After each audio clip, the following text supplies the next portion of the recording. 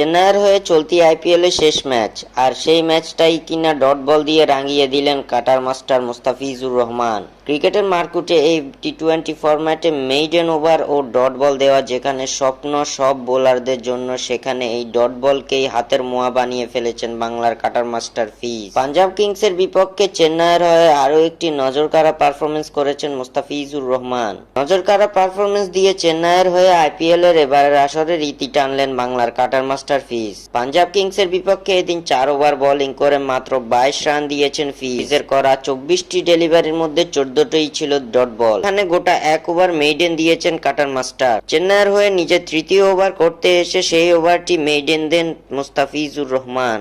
মুস্তাফিজের বলে এদিন দিশেহারা হয়ে পড়েছিল পাঞ্জাবের দুই ব্যাটার। ফিজের সেই ওভারে কিছুতেই রান নিতে পারেনি পাঞ্জাবের দুই ব্যাটার, ফলে সেই ওভারটি মেইডেন দেন মুস্তাফিজুর রহমান। চলতি আইপিএলে নিজের শেষ ম্যাচে এসে এই বিরল এক কাণ্ড ঘটিয়ে বসলেন মুস্তাফিজুর রহমান।